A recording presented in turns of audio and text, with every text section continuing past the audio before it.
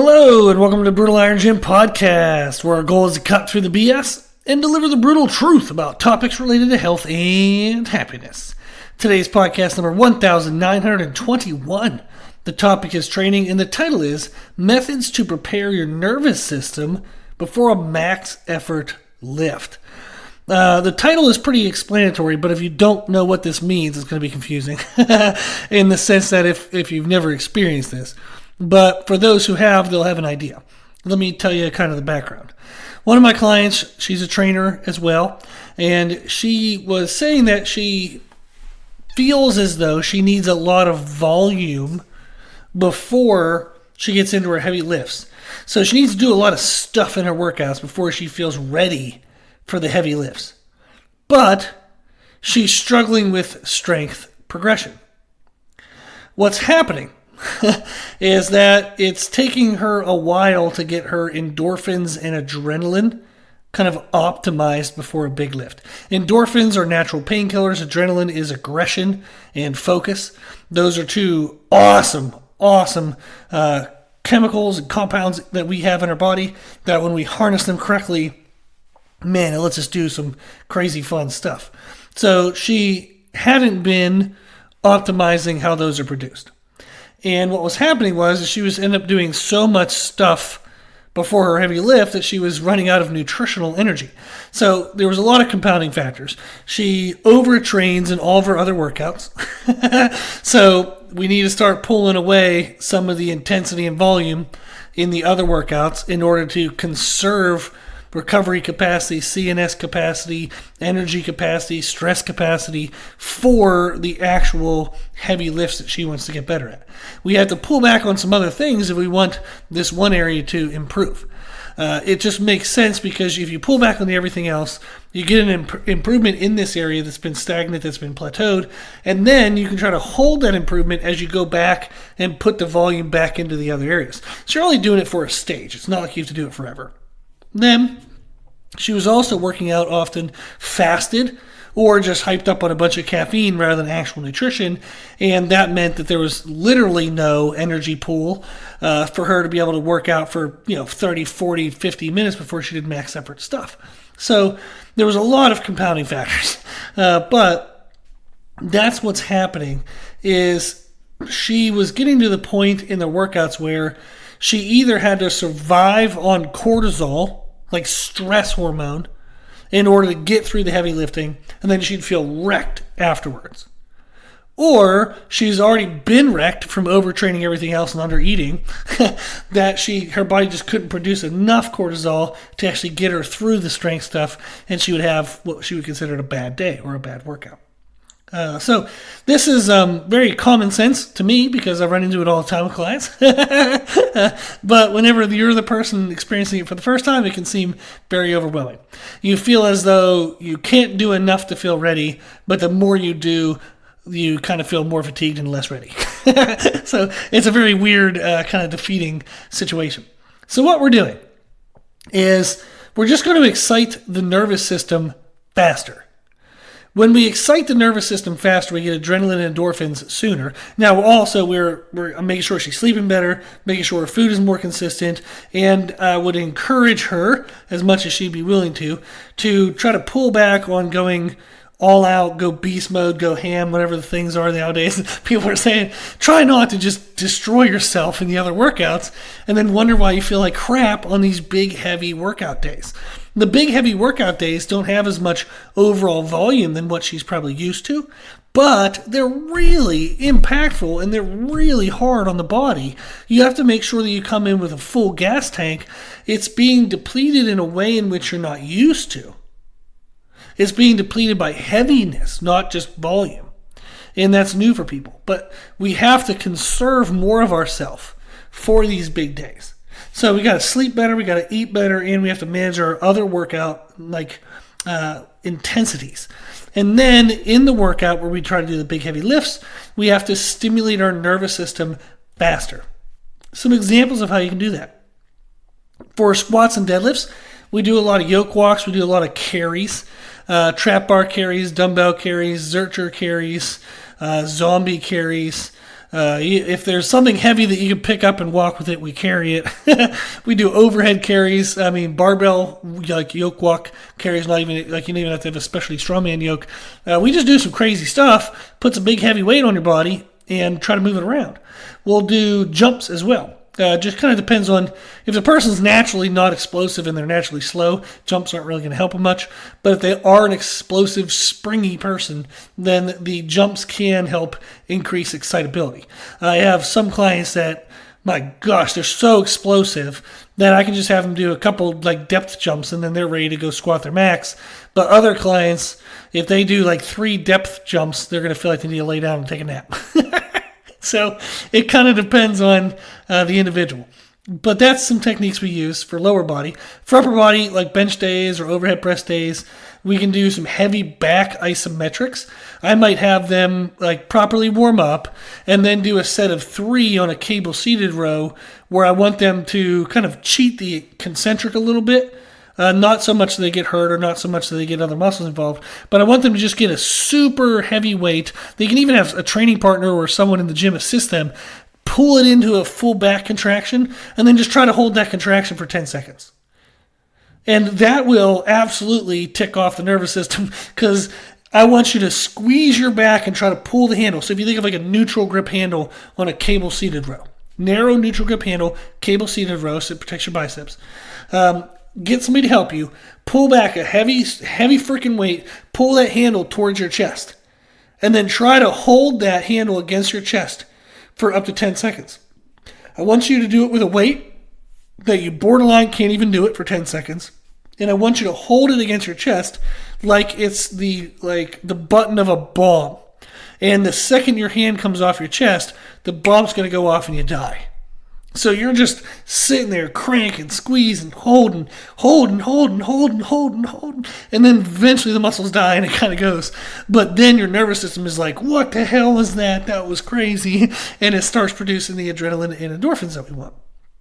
We also will do trap bar deadlifts. I might have them just do like a 2 or 3 inch super heavy trap bar deadlift on an upper body day. We'll do explosive push-ups. We'll do sprint work.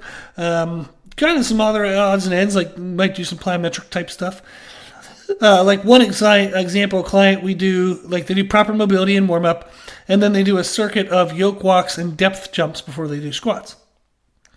Another client on their bench day, I have them do a trap bar where they're starting with their hands at their knees. So it's a trap bar, but they have an elevated handle. They're doing that for a set of 2. And then they walk over, they have a bench next to a pull-up bar. They step up on the bench, they jump to the top of the pull-up where their chest is like as high as they can get it towards the bar, and they try to hold that for 5 to 10 seconds.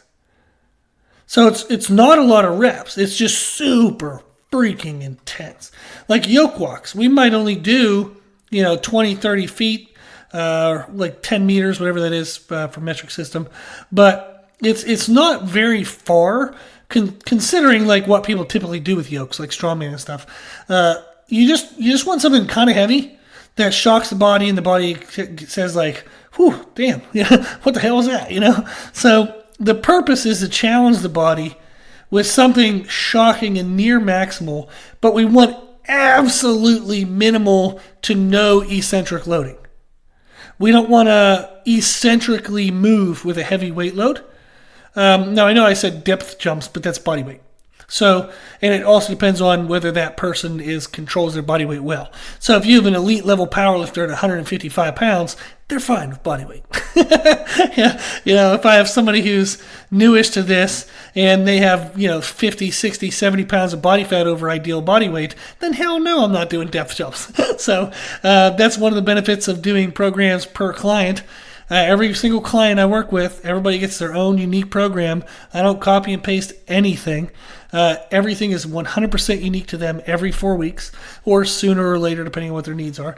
But everything's individualized. So I'll pick what's best for them given all these tactics. But the idea is you want to shock the body with minimal, if any, and absolutely no would be ideal, eccentric loading. Typically, when you feel ready for a big lift, typically people will kind of do some warm up. They'll start into the big lift, and then they have that first kind of heavy warm up. You all have that number where, like, okay, on squats, if I work up at this weight, it isn't maximal yet, but it's heavy enough that you're like, ooh, crap, I gotta, that's the one that I feel like after I'm done, I'm like, ooh, geez, I gotta wake up. I gotta decide if I'm gonna do this or not today. And it's just that first weight that kind of tests you a little bit, kind of says, where are you today? Mentally, emotionally, physically. We want to get to that sensation before having to be there while we're warming up. If we want to wake up the body before we get there, because for many people, if they're woken up during the main lift warm-ups, it kills their confidence. It screws with their head, they start messing up their technique to try to make some extra adjustment of some kind, and that never goes well because your technique should just be perfect. There should be nothing extra to do, otherwise you'd always be doing it, so therefore it isn't extra anyhow. So technique just should be done the right way all the time. It should always be extra. So there should be more to it that you can add and be like, oh, now it's even better. If there's something you can add and it's better, you should have been doing that already. But, they'll get mentally defeated. They get, it just messes with their head. Or for my client, like what she was experiencing is they expend so much energy trying to get awake that they then feel tired because they wore themselves out trying to get awake. So if you feel exhausted by your heavy sets, meaning you exhaust yourself trying to get to the heavy weight. So then by the time you get to your heavy sets, you're exhausted. If you experience that. Like my client who's just doing way too much by the time she gets there. Or if in the process of warming up, you hit this big weight and you're like, oh crap, that feels so hard today. And it crushes your confidence. And then maybe even you start making kind of technique changes and that messes you up as well. If you're experiencing any of that, then it would be helpful to try what we're discussing in this podcast, is try some type of CNS prep. There's a million terminologies for excitatory, preparatory methods and blah, blah, blah, blah. Just do something that wakes you up and gets the body going before you're already in the warm-up for the big lift. That's the idea. The common one, for example, if somebody doesn't have a lot of equipment, like I train a lot of people that train at a home gym, so they don't have a lot of specialty equipment. So I have them warm up in their squats, and then say at 50%, let's say they're going to squat 405. They'll do 225, and then I'll have them load 405 to the bar, and they just have to unrack it. Stand up out of the rack, hold it for 10 seconds, put it back in the rack. Then they'll go to 275, do a warm-up set, then maybe 315 warm-up set, then they do the 405 hold again, or even a squat walkout, or we might even jump up to 110%, maybe 445.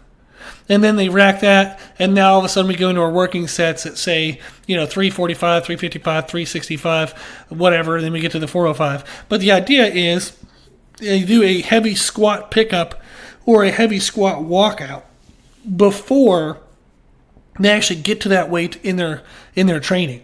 So I've done this in powerlifting meets, and I've done it for clients in powerlifting meets. It works great, absolutely great. I stole the idea for the powerlifting meets from Josh Bryant. You can find him on Instagram and most social medias under the name Jailhouse Strong, but his last name is Bryant, Josh Bryant. Again, Jailhouse Strong. He was the one that I learned about. First, he said he had clients do heavy lockout holds.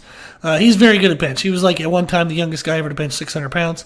So he made a name for himself there doing that. And then people, if they want to bench 600, they hired the guy who did it. So he became very good at coaching people for it. So what he'd have them do in a competition is, if they're going to go out and bench 600, maybe their last warm up is, I'm just making up numbers, say 525. Well, after they do the 525, he might have them load 600 onto the bar, and they just hand it out. The person holds it at the top. They're not going to move it or bench it or anything. They're just holding it for 5 to 10 seconds, and then they rack it again. But that heavy stimulus of having to hold to 600, then when they go out there and do their first attempt, maybe the first attempt's only 565. They're going to smoke that because that's going to feel so much lighter than what the 600 felt like. Then they might go for 600 on their second attempt, see if they can get it or not, and then kind of take the meat from there. But doing a heavy lockout hold is where I got the idea from Josh Bryant. And then I was like, well, hell, if it works for a bench, why couldn't it work for a squat? So I started doing heavy squat lockout, like walkouts. So I'd have somebody unrack, step back into their stance, and then just hold it for 5 to 10 seconds, then walk back in and rack it at 100 to 110% of their max. Or maybe what we think their third attempt is going to be at the meet. And then I was like, well, crap, okay, if it's working for bench, if it's working for squat, by deadlift at the meet, if you're not awake, you've done something wrong.